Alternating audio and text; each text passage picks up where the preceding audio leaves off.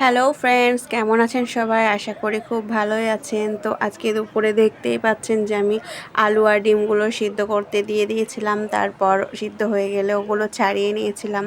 এবার হচ্ছে ডিমগুলো ভেজে নিচ্ছি সুন্দর করে লবণ আর হলুদ দিয়ে। তারপর ডিমগুলো ভাজা হয়ে গেলে তুলে রাখবো।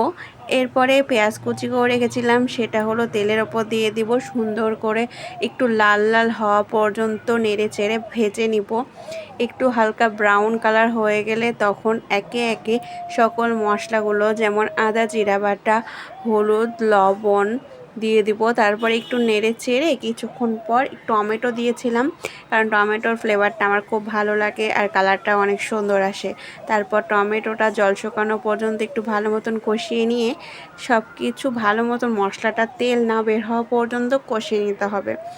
এরপর যেগুলো আলু সিদ্ধ করে রাখা হয়েছিল সে আলুটা দিয়ে আবার ভালো মতন কষিয়ে নিব, যাতে লবণগুলো ভালো মতো আলুর মধ্যে ঢুকে যায়। তারপর পরিমাণ মতো জল দিয়ে দিব। জল দেওয়া হয়ে গেলেই তারপরে যখন ঝোলটা একটু ফুটে যাবে ডিমগুলো দিয়ে দিব, দিয়ে জাস্ট নামিয়ে নিব। ভালো থাকবেন, সুস্থ থাকবেন। শুভ দুপুর।